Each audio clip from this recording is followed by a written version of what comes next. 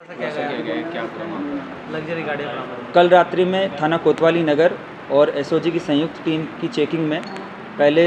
एक गाड़ी में 2 संदिग्ध व्यक्तियों को हिरासत में लिया गया। जब इन लोगों के पास जो गाड़ी पर नंबर प्लेट लगी थी और उसकी डिटेल का जब ई चालान ऐप से मिलान किया गया तो उसमें भिन्नताएं पाई गई। फिर जब डिटेल में इनके इंजन नंबर और चेसिस नंबर का मिलान किया गया तो उसमें भी भिन्नताएं पाई गई। इनको इस आधार पर हिरासत में लेते हुए जब इनसे पूछताछ की तो इन्होंने बताया कि एक पूरा गिरोह ऑपरेट करता है। इस गिरोह में लगभग 8 से 10 लोग हैं और इनमें से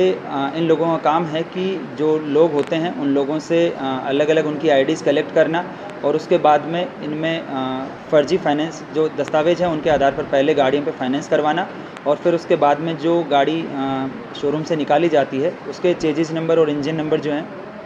उसमें फोर्जरी करते हुए अलग अलग राज्यों के आरटीओ से इनका रजिस्ट्रेशन करवा के और जो ग्राहक है उनको ये बेच देने के संबंध में इन्होंने अपने पूरे गिरोह का होना बताया। इसी आधार पर जो इनका बताया गया स्थान था वहाँ पे बरामदगी इनकी निशानदेही के आधार पर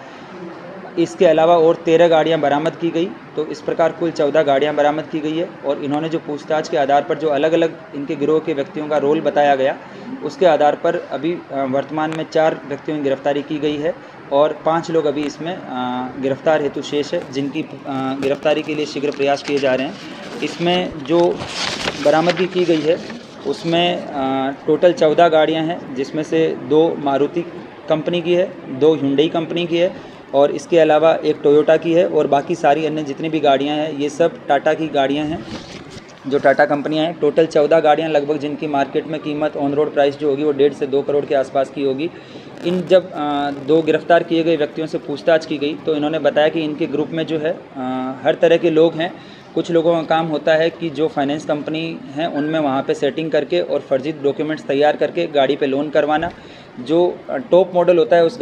उस मॉडल का जो है वो ये पहले लोन करवाते हैं और फिर जो स्टोर मैनेजर होता है उनसे सेटिंग करके और ये हाई एंड गाड़ी ना निकाल के उसी कंपनी की कोई लो मॉडल या उसी कंपनी की कोई अन्य दूसरे मॉडल की जो लो वैल्यू की गाड़ी होती है उसको जो है ये निकलवाते हैं और जो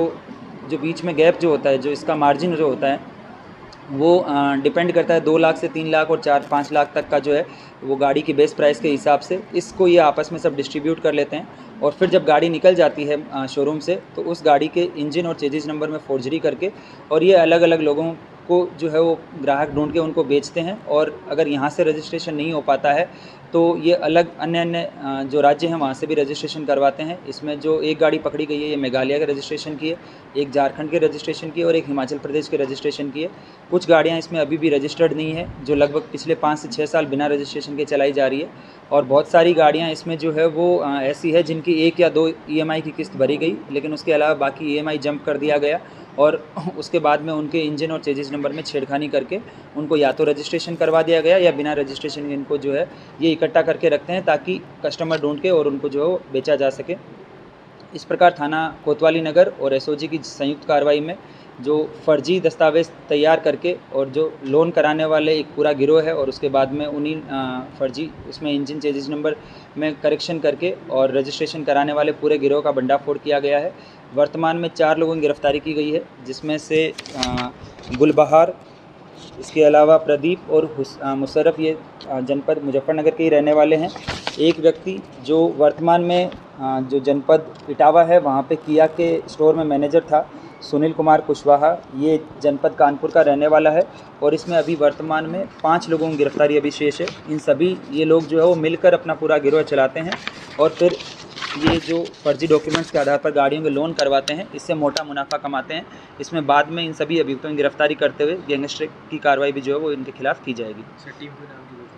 इसमें इस गुड वर्क को करने वाली टीम को श्रीमान वरिष्ठ पुलिस अधीक्षक महोदय की तरफ से 15,000 रुपये के नगद इनाम की घोषणा की गई है।